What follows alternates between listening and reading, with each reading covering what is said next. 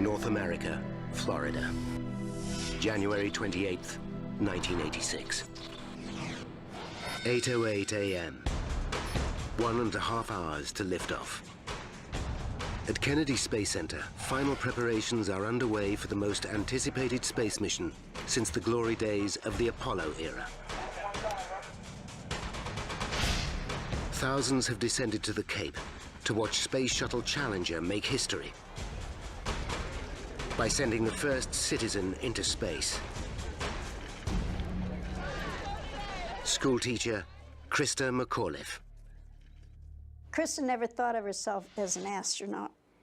She felt that she was a teacher now. She felt this way, that she could show everyone how important teachers were and get children excited about education and wanting to do the very best that they could. She said it was the best field trip ever. 37-year-old Krista, mother of Scott and Caroline, has spent 5 months training for space. In the process, she has become a national celebrity. She knows there's a lot riding on this mission.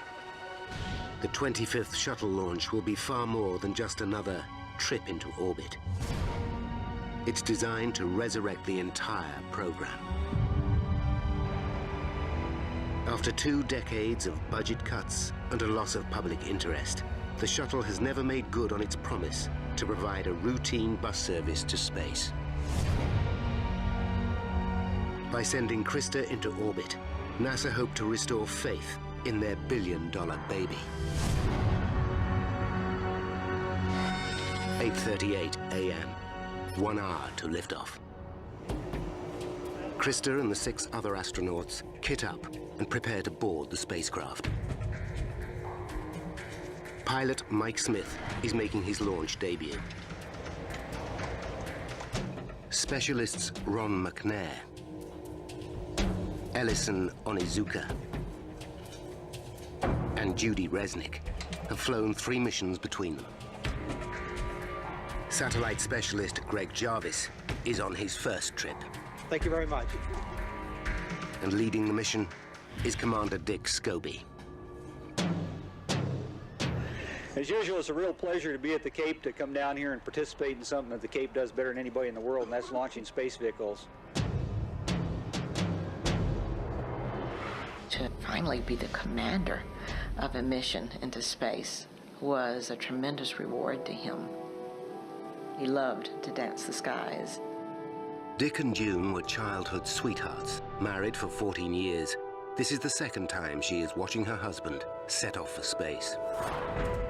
Good morning, Mike. We're ready today. Early. Of the 4 spacecraft in the fleet, Challenger is by far the most reliable. In the 2.5 years since its space debut, it has flown 40% of all shuttle missions, sending 51 astronauts into space on 9 trouble-free flights. LVCC, OTC? Go ahead. Okay, as soon as you're ready, you've got to go to close out the crew compartment hatch. Okay, we copy. But this mission has not been going to plan. Bad weather has delayed launch for over a week. This morning, specialists sent up several weather balloons to check today's conditions. All the data looks good, but there's a problem. Unseasonably cold weather has covered the pad in sheets of ice 7.5 centimeters thick, and icicles over 1 meter long. No shuttle has ever launched in such freezing conditions. They're still assessing the ice problem that we had on the structure. Launch control decide to delay liftoff for 2 hours in the hope that most of the ice will melt. From their position in the stands, Krista's parents are worried. Just didn't feel right at all. And my husband said, he said, you know, if I could go and take her off that thing, I would. Good morning, Krista. Hope we go today. Good morning, hope so too. This is Mission Control Houston at the T-minus 9-minute mark. Flight controllers are ready to support launch. Roger, welcome. With only 9 minutes to lift off, Launch Control checks to make sure all of the shuttle's propulsion systems are functioning properly. Booster go. Challenger's 3 main engines can burn nearly 4,000 liters of fuel a second, fed from the giant 46-meter tall external tank. But the 2 solid rocket boosters are the real powerhouses of the system.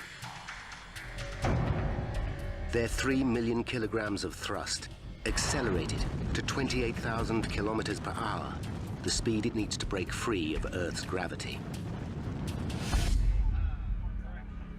All of Challenger's systems are functioning correctly. The decision is unanimous. Mission Control, this is Kennedy. We are a go for launch.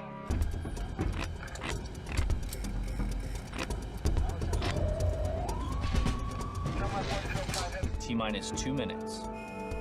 With so much fuel in one place, the risks are clear to everyone. But in the history of American spaceflight, no astronaut has ever been killed at liftoff. A comforting fact for some. I suppose every once in a while you'd think about it, but you'd say, oh, NASA can do no wrong. And like Krista said, you know, Mom, she said that shuttle, they can shut that down the very last second if anything's wrong. 10, 9, 8, 7, 6, 5, 4, 3, 2, 1.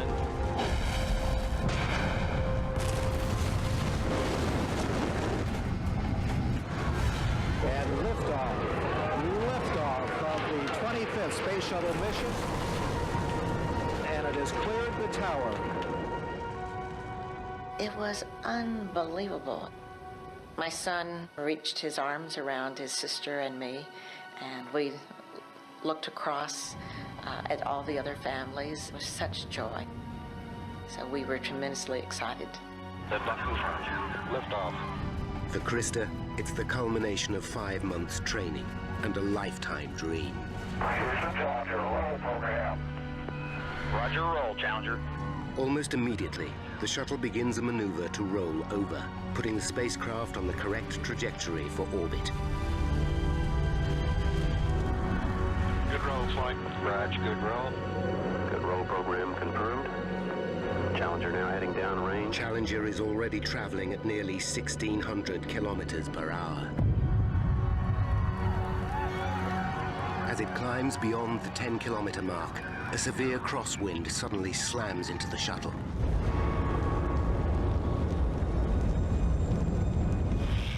Over 3,000 kilometers away, engineer Roger Beaujolais is watching in horror. Challenger is on the verge of disaster. As Challenger rockets upwards, it's traveling 9 times faster than a speeding bullet. 58 seconds into flight, it encounters a side wind, but a second later, the shaking stops. Now comes the most critical part of the ascent. A phase known as max Q, where the aerodynamic forces are at their greatest. Travel too fast, and the shuttle will break apart. Mission Control, under the command of Flight Director Jay Green, ordered Challenger to throttle down her engines. 3 at 65. 65, Fido. TDL confirms throttle. Thank you.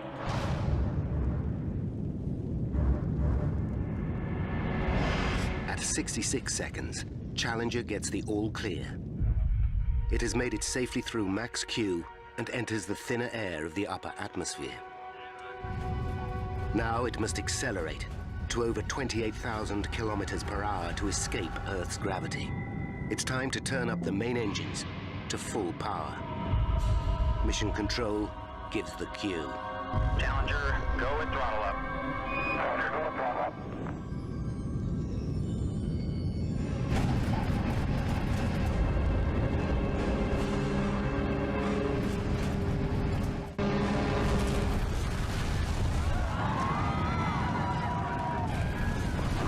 Suddenly, Challenger is engulfed in a massive fireball. Mission Control are stunned. They lose all contact with the spacecraft. Flight GC, we've had negative contact, lost downlink. Copy. Their data hasn't indicated that anything was wrong. Okay, all operators, watch your data carefully. Nobody is sure quite what has happened. Krista's parents can't believe their eyes. The shuttle was gone, and we all knew, everybody knew that something was wrong. Something horrible was wrong, but of course nobody knew what it was. Flight controllers here looking very carefully at the situation. Obviously a major malfunction. At that moment when we were our most excited, it came crashing down. The boosters remain intact, careering wildly off course. For safety, they are destroyed by remote control.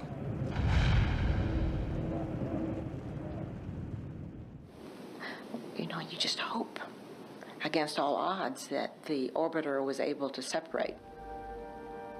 As the spiraling debris falls to Earth and plunges into the Atlantic, it's becoming all too clear what has happened. Flight Fido, go ahead. RSO reports vehicle exploded. Copy. We have a report from the flight dynamics officer that the vehicle has exploded. Flight director confirms that. We are looking at checking with the recovery forces to see what can be done at this point. We were just so stricken that this had happened because I never expected anything to happen. It was unreal.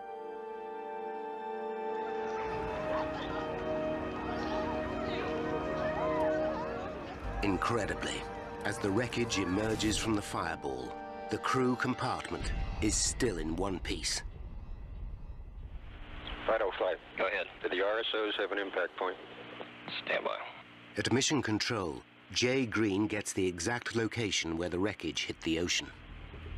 DoD LSO reports that all SAR forces have been scrambled and they are on their way. A massive search and rescue operation is immediately set in motion. They're hoping that the astronauts may still be alive. Then, they spot a parachute lowering from the sky. But the parachute is only attached to the nose of one of the boosters. It's just part of the debris that continues to rain down over the Atlantic. The crew compartment can no longer be seen. Having fallen over 19 kilometers, it must have hit the ocean at over 320 kilometers per hour. The crew didn't stand a chance. We became numb, speechless, and our hearts were shattering, much like those pieces that were falling from the sky.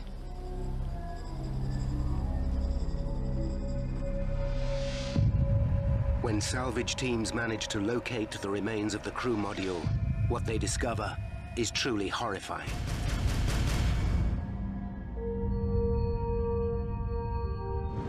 Space Shuttle Challenger was traveling at nearly twice the speed of sound when it was torn into thousands of pieces. With little evidence to go on, NASA have an almost impossible task to work out exactly what took place.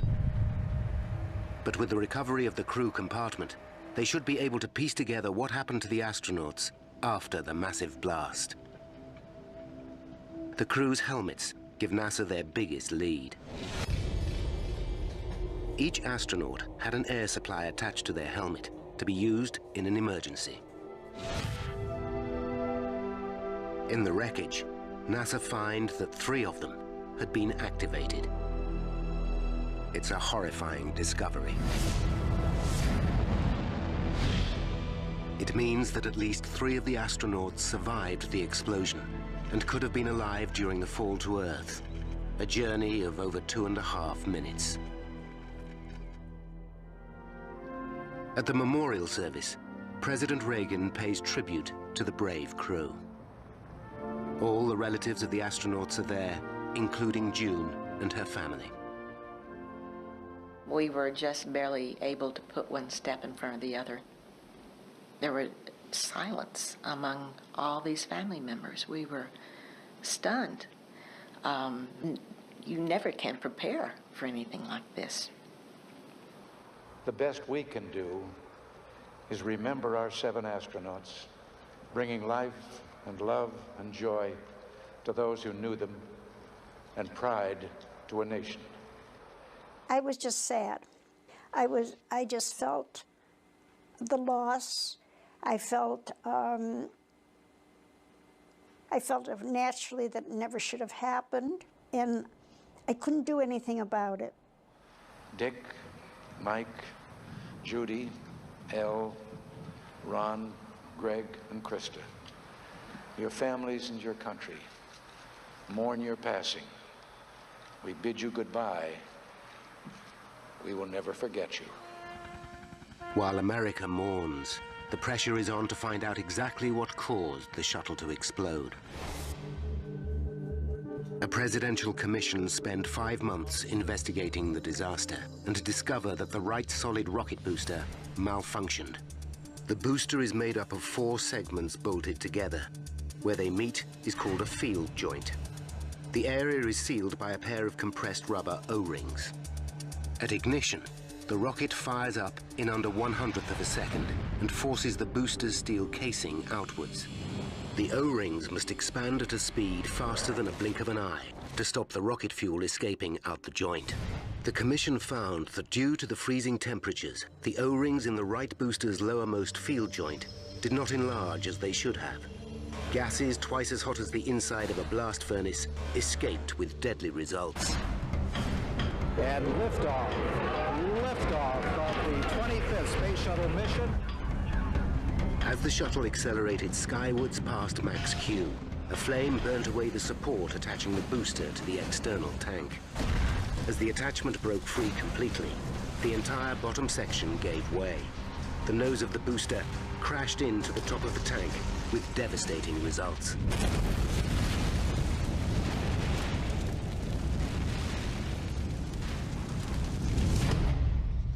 But now, one man is convinced there's more to the story than the O-rings and the weather. After the investigation, a fairly simple conclusion was drawn in the public mind about what went wrong. Cold plus O-rings. Put them together and you have a Challenger explosion. Well, there was more to the story.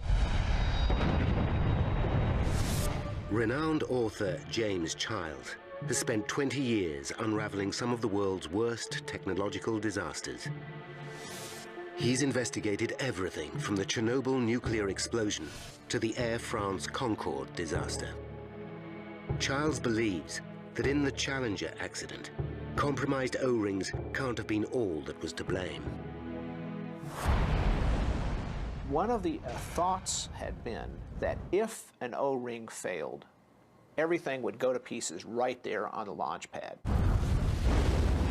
Well, that didn't happen.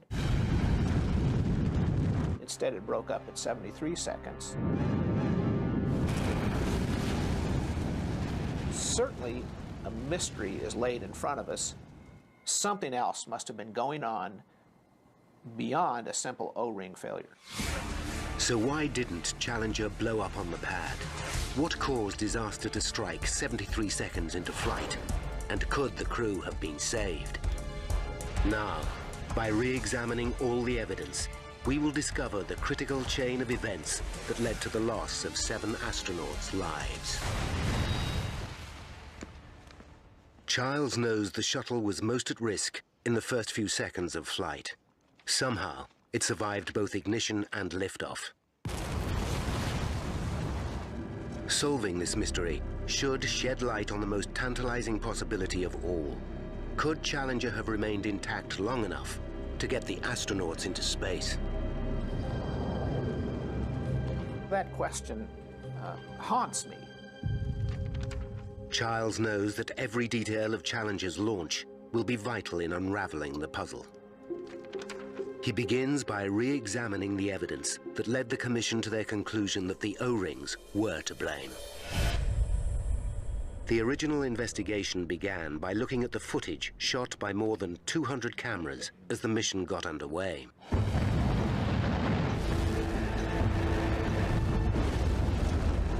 In the first 2 seconds, the images reveal mysterious black smoke billowing out from behind the right booster near the external tank.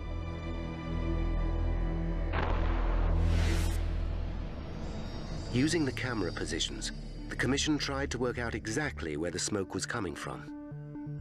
Camera E60, positioned nearly 400 meters from the launch pad, had a direct line of sight to the right booster.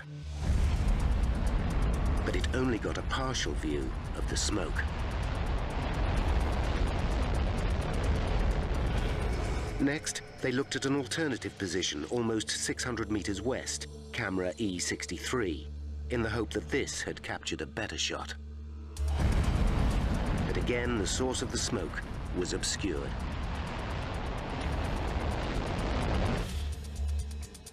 The precise location of the smoke was unclear. So the Commission compared the two shots and calculated its origin to be within a 1.3 meter section of the right rocket booster's surface, 13 meters up. Analysis of the footage also indicated the smoke was billowing upwards. This vital information, together with the black color of the smoke, showed that it was the O-rings that were burning. But Jim Childs is not convinced this is the whole truth. If the O-rings had been breached and were leaking rocket fuel, the super-hot gases should have burned through the booster casing immediately, blowing the entire shuttle to pieces at liftoff. As Childs scrutinizes the official report, he realizes he's not the only one with unanswered questions. My name is Roger Beaujolais. Engineer Roger Beaujolais worked for Thiokol, the company that built the boosters for NASA. I swear to tell the truth, the whole truth. He testified to the Commission in 1986. He too realized that a more complex chain of events must have taken place. On the morning of the launch, they were expecting temperature. If we had a leak in a joint, it would blow up right at ignition. And not only blow up the shuttle, kill the astronauts, but it would blow up all the launch pad facilities also. Beaujolais' evidence stunned the Commission. He revealed that he knew that the cold weather would jeopardize the mission. His conviction was based on evidence from a previous launch.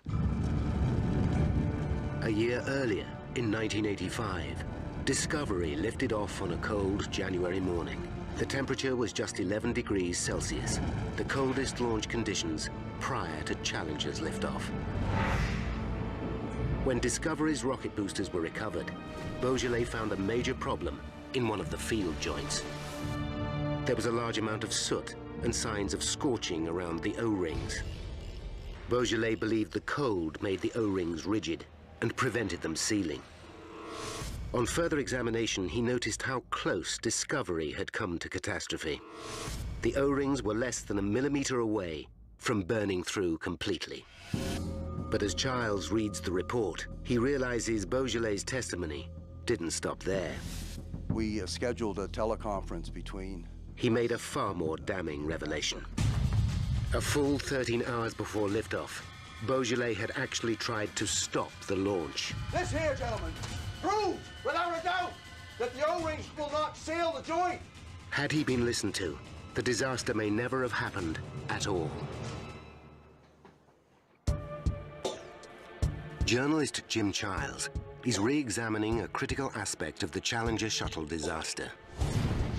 Why didn't the vehicle blow up at its most vulnerable point, during liftoff, when all the evidence says it should have?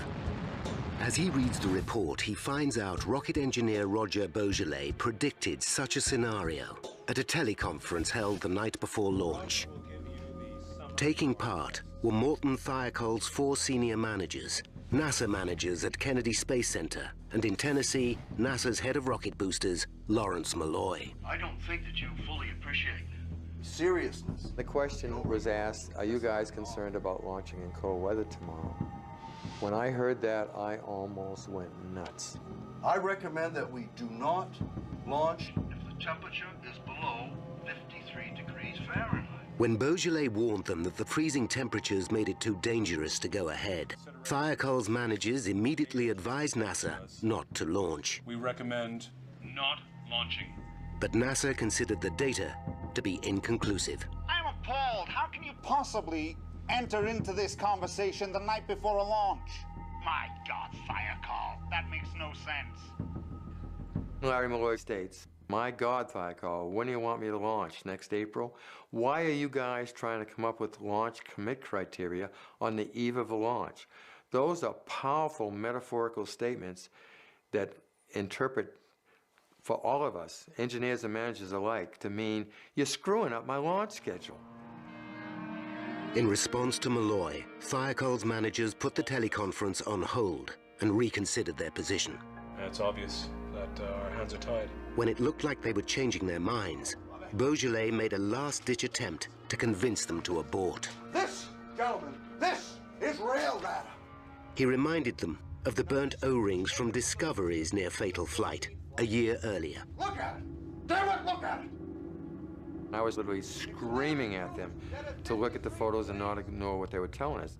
You have to be blind, deaf, and dumb not to know what these two pictures are telling you. The longer the delay in sailing the joint, the greater the risk of disaster. But this time, Beaujolais' evidence was ignored. General manager said in a soft voice, "Take off your engineering hat and put on your management hat." That is the strongest metaphor to play ball that I've ever heard in my 27-year engineering career in the aerospace industry. Okay, gentlemen, let's take a vote on it. Go for launch.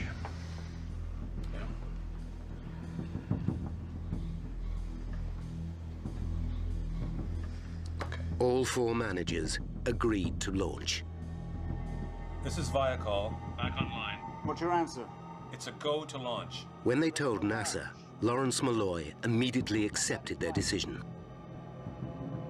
I was so angry. I had to stay as composed as I could by kind of separating myself from what was going on in the meeting at that point, or else I would probably jumped up and punched somebody out. The next day, as Beaujolais watched the launch, he fully expected to witness a ground-level blast of gargantuan proportions. As the vehicle ignited and cleared the launch tower, so a big sigh of relief came through me. We had just dodged a bullet because it hadn't exploded on the pad. But of course, Beaujolais' relief was short-lived. I sit in stunned silence, and I can't tell you to this day, 20 years later, how long I sat there. I eventually found my way back to my office. I actually put my feet up on the desk and looked at the corner between two walls, and I fought for hours to hold back the tears because I was an emotional wreck.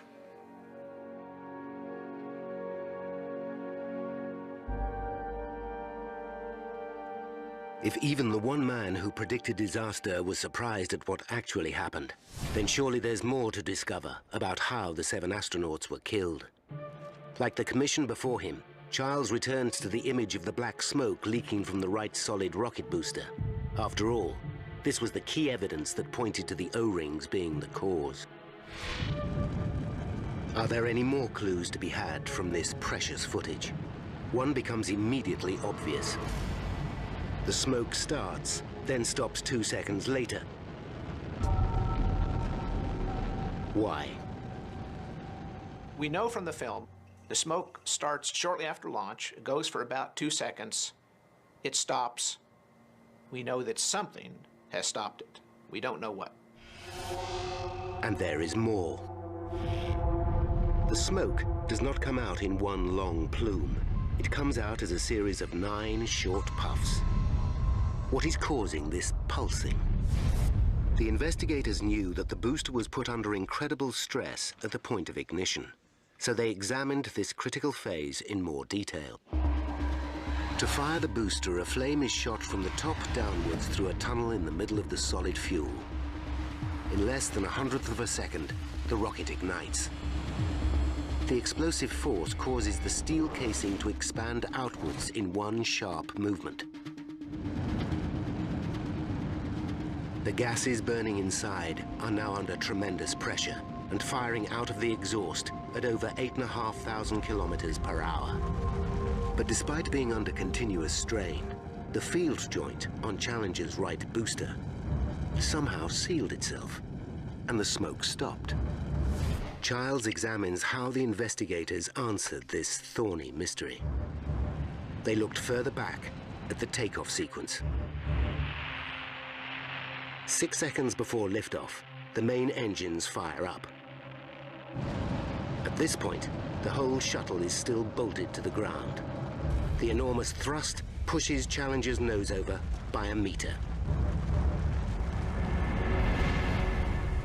As it returns to vertical, the bolts fixing the shuttle to the pad release.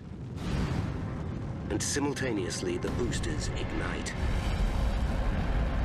This rocking motion sends a shockwave throughout the entire vehicle. It's a phenomenon NASA engineers call the twang. As the vibration passes through the structure, is it possible that the resonance is opening and closing the seal inside the field joint? Is this what is causing the black smoke to billow out in puffs?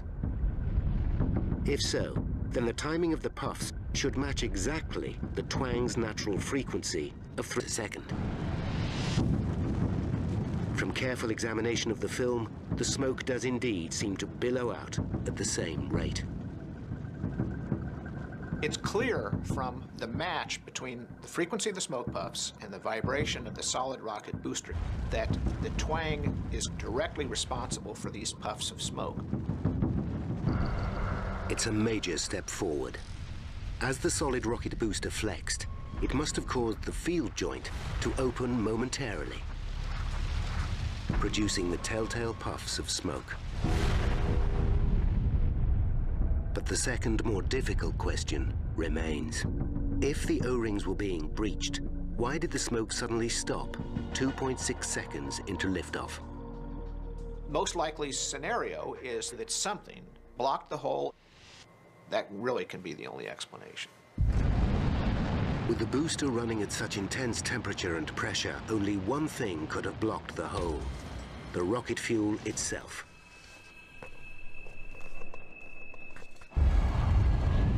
In the 50s, solid rocket fuel was revolutionized when a new element was added: aluminium.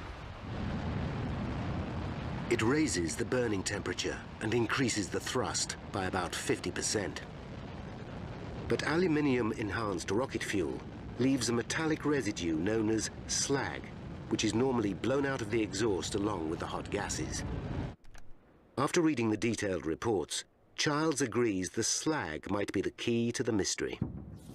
We'll never know the exact dynamics, but it fits the physics. The theory is that as the booster burned, aluminium slag built up around the gap left by the burning O-ring and stopped the hot gases leaking through the field joint. This mechanism would finally explain why the shuttle didn't blow up at liftoff. So given that the booster survived the most dangerous phase of any mission, the traumatic shake-up of launch, why did disaster strike 73 seconds into flight? The commission uncovered two important leads. At 58.8 seconds, a film camera captures a flame appearing on the side of the right booster. Moments later, there's an unexpected reading in Challenger's flight data. More than 2,000 transmitters spread all over the vehicle give mission control an accurate account of the spacecraft's behavior in real time. The information, called telemetry, is recorded on the ground. At 60 seconds, the pressure in the booster suddenly starts to fall from 44 centimeter to 43 kilograms per square centimeter. Something has gone wrong in the right-hand booster. It's 24 pounds per square inch low. A loss of pressure can mean only one thing.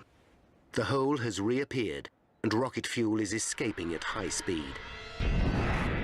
So Childs now has to find the reason why the hole opened.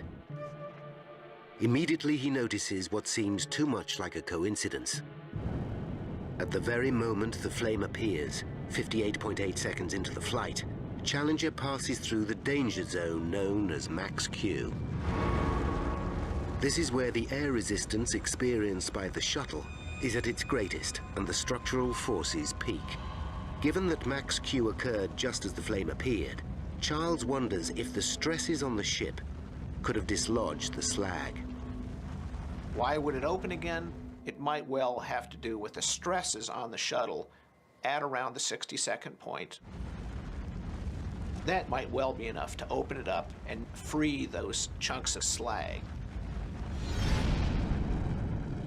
It's a reasonable theory, but there's no proof. The shuttle was not overspeeding and had correctly throttled down to 65%, so it shouldn't have been unduly stressed.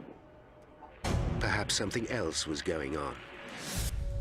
Reading through a little-known report by an engineer who studied the accident on Morton Thiokol's behalf, Childs stumbles on an intriguing possibility.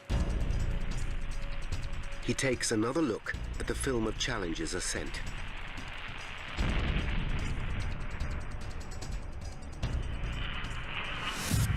Just as the report states, the trail of exhaust has a very unusual shape. The column of smoke displays a dramatic zigzag, then returns to vertical just moments before the astronauts were killed. Is this smoke trail evidence that the shuttle was hit by a strong side wind during its ascent? Initially, it's hard to make the theory stand up.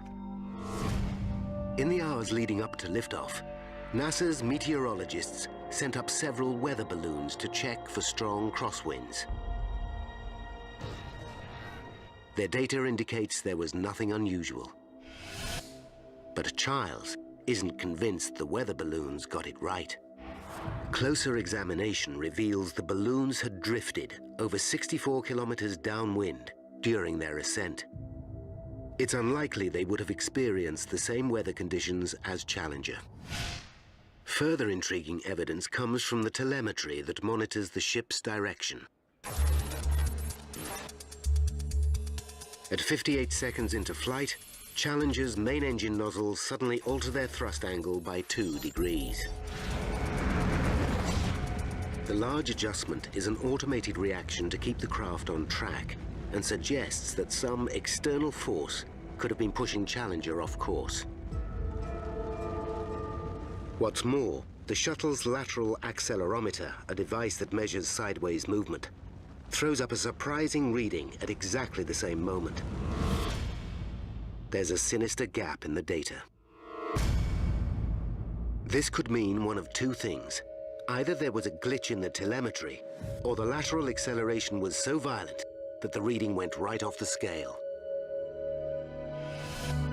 If the second of these two options is the truth, it could be the key as to why Challenger blew apart, taking with it the lives of 7 astronauts.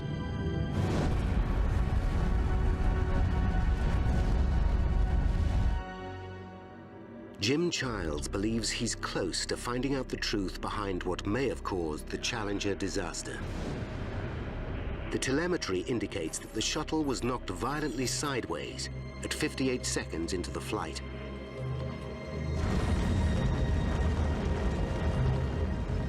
He returns to the image of Challenger's smoke trail. And sure enough, at 10 kilometers, the smoke trail has an extreme dogleg to it. The zigzag could be evidence of a fast-moving narrow layer of air, a jet stream, tracking rapidly east. Finally comes the last piece of the puzzle. The report states that just 30 minutes before liftoff, a commercial jet flew above the launch site. As it did so, the Boeing 757 was hit by a headwind of over 300 kilometers per hour. It's a shocking revelation. It looks like Challenger must have passed through the same layer of air as it climbed towards space. As it entered the jet stream, it would have been hit broadside with a force equivalent to Hurricane Katrina. It seems like some evil twist of fate. The slag is blown free, and now hot rocket exhaust, more than 5,000 degrees Fahrenheit, is free to blast through and to start eating away that steel case. Now, by rewinding the events of that ill-fated flight, and by following the evidence uncovered during the extensive investigation, we can finally reveal exactly what caused the Shuttle Challenger disaster 73 seconds after liftoff.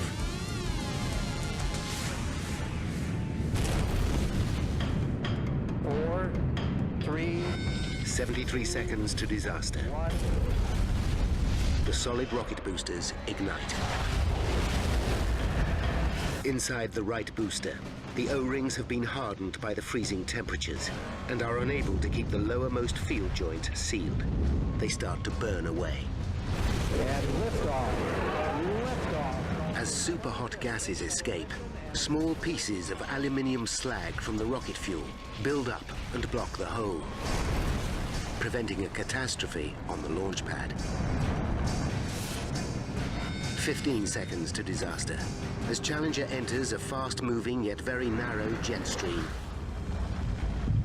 It is shaken violently. The aluminium slag is dislodged. Almost immediately, a flame appears on the right solid rocket booster.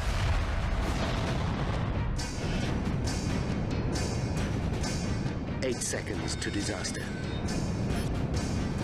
With blowtorch intensity, the flame penetrates the external tank, and liquid hydrogen starts to spill out.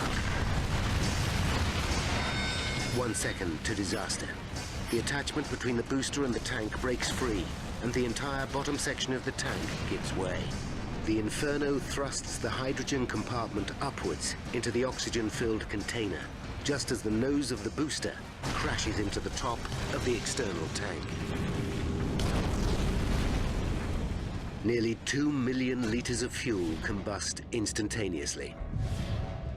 The shuttle breaks apart.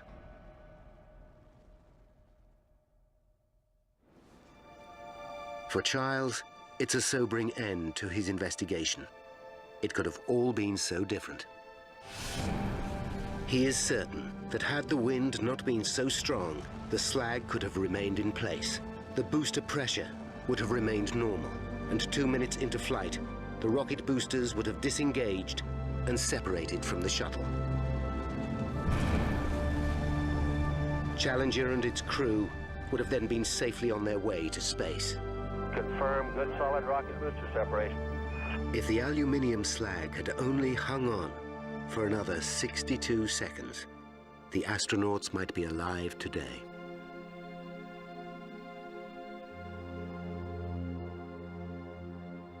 My husband was very angry, very angry. In fact, he was so angry they were worried about him that he might have a heart attack.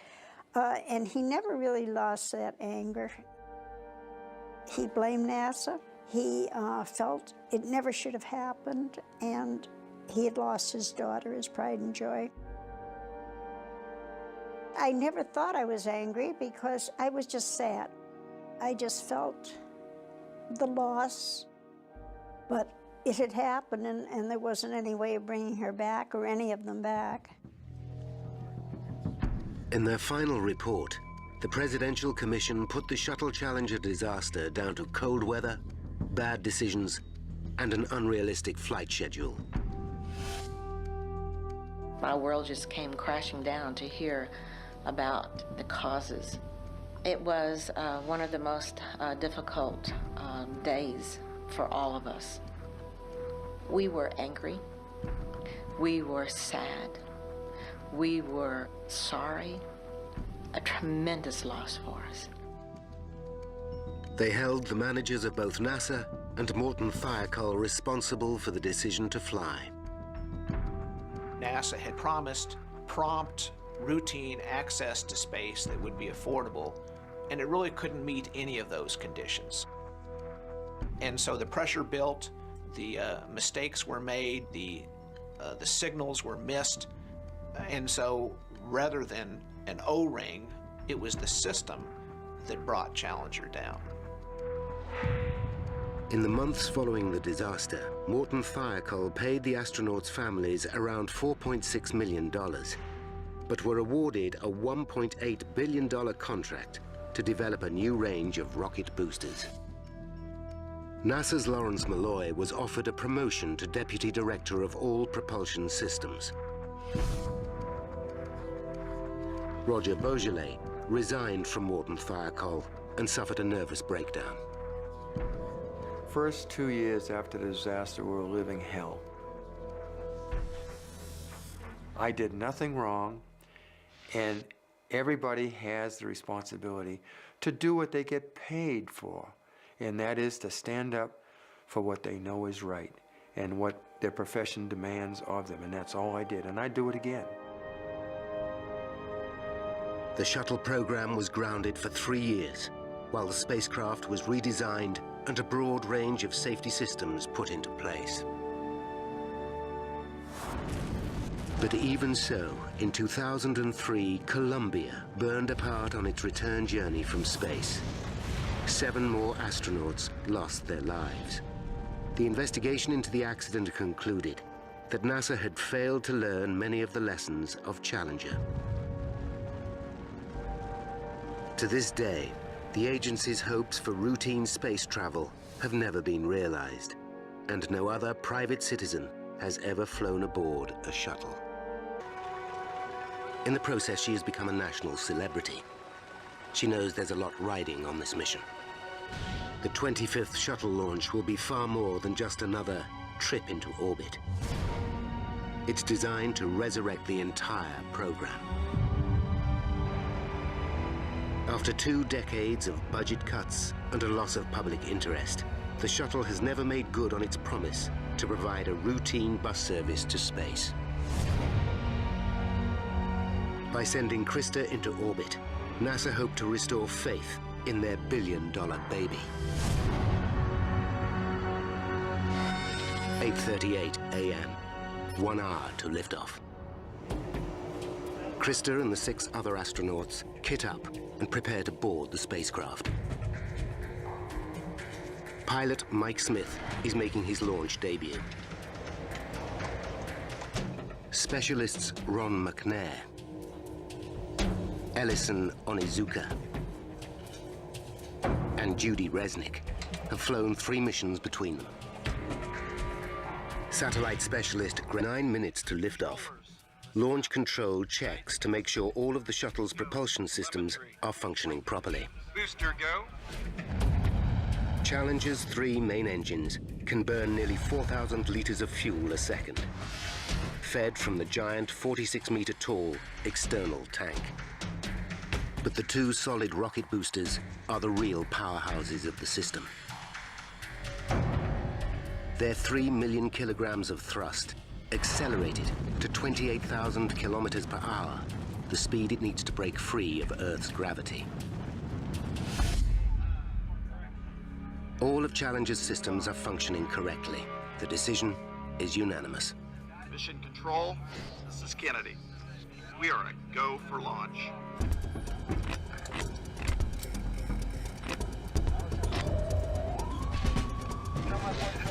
T-minus 2 minutes.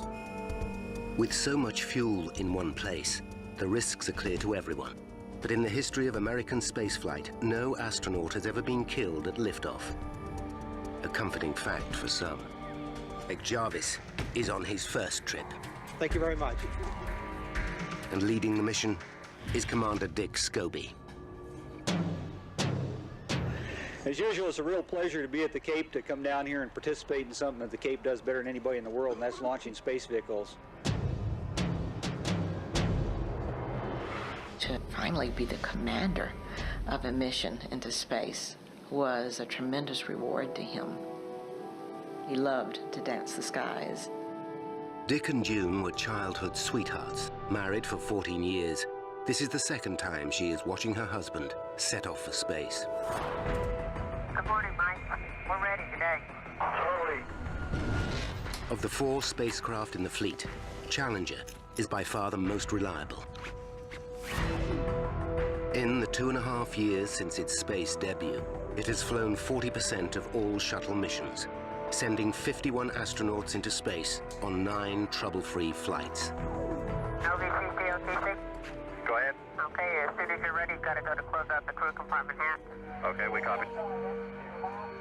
But this mission, North America, Florida, January 28th, 1986. 8:08 a.m. 1.5 hours to liftoff. At Kennedy Space Center, final preparations are underway for the most anticipated space mission since the glory days of the Apollo era. Thousands have descended to the Cape to watch Space Shuttle Challenger make history by sending the first citizen into space. Schoolteacher Krista McAuliffe. Krista never thought of herself as an astronaut. She felt that she was a teacher now. She felt this way, that she could show everyone how important teachers were and get children excited about education and wanting to do the very best that they could. She said it was the best field trip ever. 37-year-old Krista, mother of Scott and Caroline, has spent 5 months training for space. Has not been going to plan. Bad weather has delayed launch for over a week. This morning, specialists sent up several weather balloons to check today's conditions. All the data looks good, but there's a problem. Unseasonably cold weather has covered the pad in sheets of ice 7.5 centimeters thick, and icicles over 1 meter long. No shuttle has ever launched in such freezing conditions. They're still assessing the ice problem that we had on the structure. Launch control decide to delay liftoff for 2 hours in the hope that most of the ice will melt. From their position in the stands, Krista's parents are worried. Just didn't feel right at all. And my husband said, you know, if I could go and take her off that thing, I would. Good morning, Krista. Hope we go today. Good morning, hope so too. This is Mission Control Houston at the T-minus 9-minute mark. Flight controllers are ready to support launch. Roger, welcome. With only